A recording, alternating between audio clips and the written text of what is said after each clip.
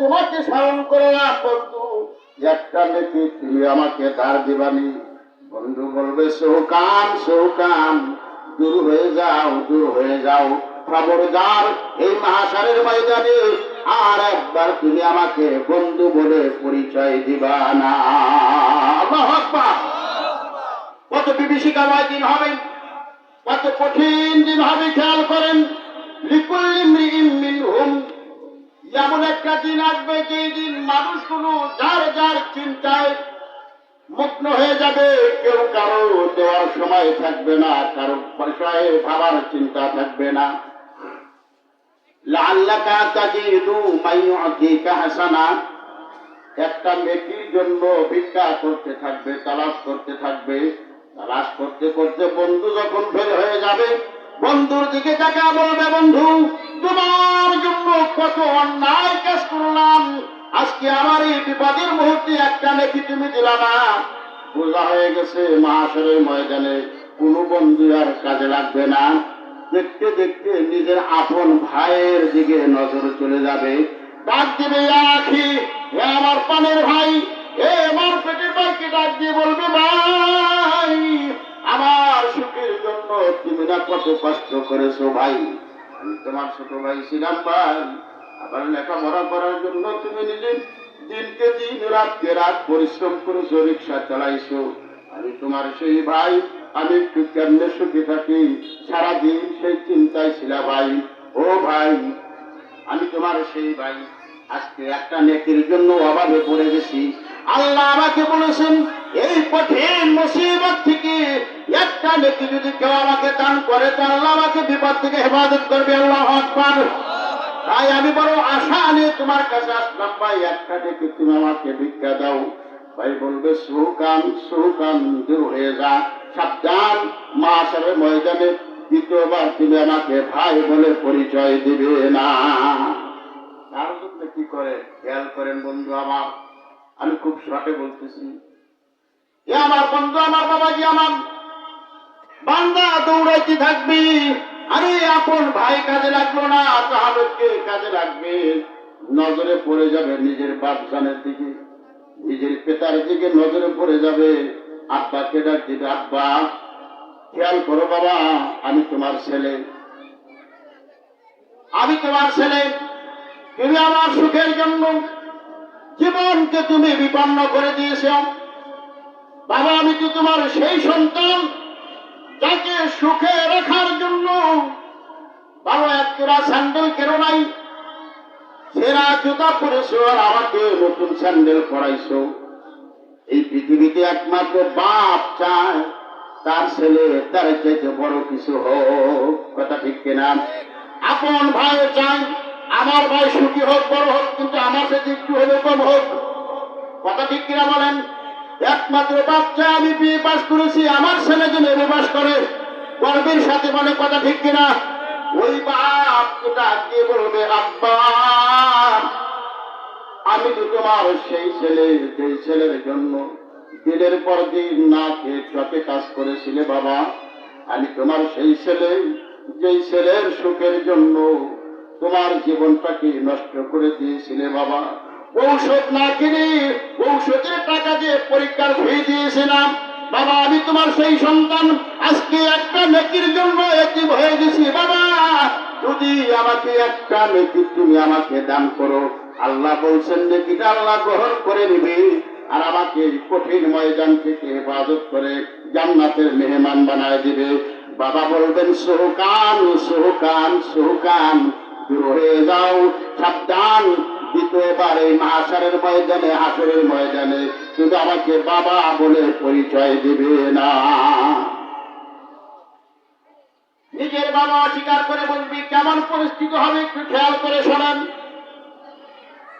ওয়াজ বলে রাখেন, আমি যেটা বলেছিলাম টাইমটা মনে রাখেন বন্ধু। ওই যে বলছিলাম সারাদিন মার্কা মার্কা করেন, মার্কা মার্কা মনে আছে কি? মার্কা মার্কা করলে কি লাভ, আর একবার সুবহানাল্লাহ বললে কি লাভ, এটা হলো আমার পয়েন্ট। আমি শেষ করে দেবো খুব শর্টে। আমার বন্ধু বান্দা হয়রান হয়ে যাবি, মাহশরের ময়দানে অস্থির হয়ে যাবি, অস্থির হয়ে বসে পড়বেন, কোথাও ছায়া নাই, শুধু রৌদ্র আর রৌদ্র, বসার কোথাও জায়গা নাই, একটু রেস্ট নেবে সেই জায়গাটাও নাই। মনে মনে ভাববে কেমন কোন দরদি আছে যার কাছে গেলে একটা নেকি পাওয়া সম্ভব। হাইরে মাত্র একটা নেকি কেউ দেয় না, কে দিবে একটা নেকি? মনে মনে ভাববে আর কল্পনা করবে কার কাছে গেলে একটা নেকি পাইতে পারি। বান্দার জেহেনে চলে আসবে ওয়া উম্মিহি, হ্যাঁ একটা নেকি দেওয়ার মতো একজন ব্যক্তি আছে, সে হলো আমার জনম দুঃখিনী মা। মায়ের চাইতে আপন এইভাবেতে নাই, মার চাইতে যে বেশি ভালোবাসে বুঝবা তার স্বার্থ আছে ভাই। কথা ঠিক কিনা বলে? মা কি ভালোবাসে? মা খালি মরিচ বাটা খাওয়া, আজকে যদি খাওয়া জীবনটা শেষ করে দিল। আর খালার বাড়ি গেলে কি সুন্দর খালা, ওই মাছ কিনে ভাইজা ভাইজা সামনে যায়, কি মজা লাগে। মা তুই যে কি খাওয়াস না, একই মারবে না, তুই হলি খালা হইলো, খালা কি সুন্দর করে আদর করে খাওয়ায়, আর তুই যে কি খাওয়াস। খালাটা ডানা বোঝো না, তোমার খালার একটা মেয়ে আছে, এটা তোমার সাথে গোসাই আছে, তুমি তো বোঝো না বেটা, আমি তোমার পুলিশ বানাকা করে টাকা তোমার পুঁজি বানাইতে চাই। কথা ঠিক কিনা বলে? এটা হলো খালা আর মা। খালা যতই ভালোবাসে মার মতো না, কথা ঠিক, মায়ের মতো না। মা নাই কাকা, একটু হাত তুলে দেখেন, বাবা নাই কাকা, দুনুদুনি নাই কাকা, একটু হাত তুলে দেখান।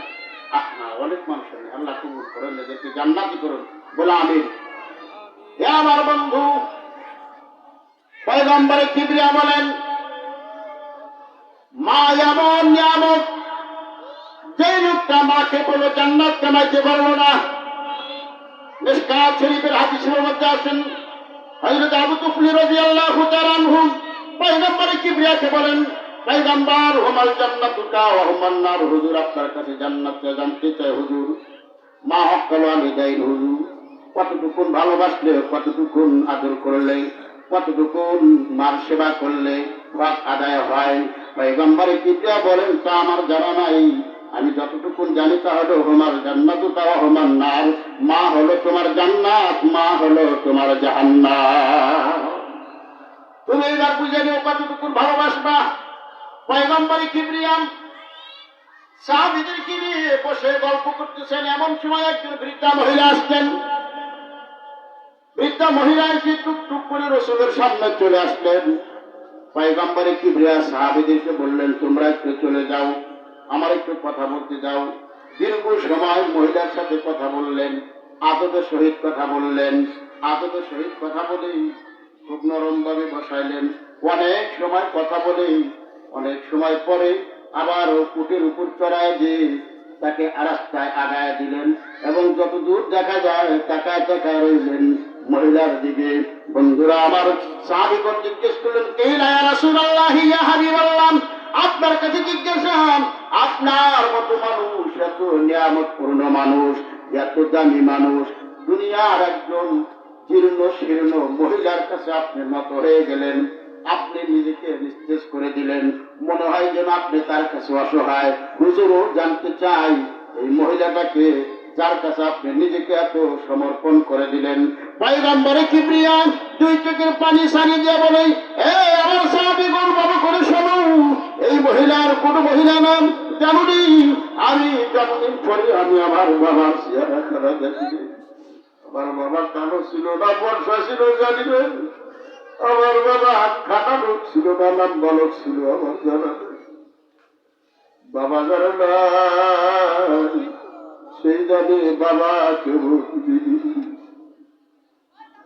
আরে চাষা যত ভালোই বাসুক বন্ধু বাবার মতো হয় না, কথা ঠিক কিনা বলেন? খালা যত ভালোবাসুক মার মতো হয় না। পয়গম্বরে কিবরিয়া দুই চোখের পানি ছাড়িয়ে দে বলে, আমার সাহাবীরা শোনো, আমি আমার বাবার চেহারা খানা দেখি নাই, কেমন ছিল আমার বাবা। আমি জীবনে কোনোদিন আমার বাবাকে আব্বা বলে ডাক দিতে পারি নাই। আব্বা ডাকের মাঝে কত মায়ার মহাব্বত আমার জানা নেই। আমরা নিজের আপনার জিজ্ঞাসা দিকে বন্ধু, রাতের গভীরে যখন বাড়িতে যাই, মোটর সাইকেল নিয়ে বাড়িতে যাই, মা দরজা খুলিয়া দেয়, মাকে ডাক দিয়ে বলি, মা গভীর রাত সবাই ঘুমে, তুমি কেন ঘুমাও নাই? ঘুম ভাঙলো কেমনে? মা বলে, গেলাম তোমার মোটর সাইকেলের শব্দে ঘুম ভেঙে গেছে, তুমি না বলছি না মা ভুলে যাইবা। মা কেমনে ঘুম ভাঙলো বুঝলাম না। কয়, তোমার মোটর সাইকেলের শব্দে ঘুম ভেঙে গেছে। আমি বলি, মা কেমনে ঘুম ভাঙলুম বুঝে আসে না, কত মোটর সাইকেল তো রাস্তা দিয়ে যায়। প্রধানমন্ত্রী আগমন।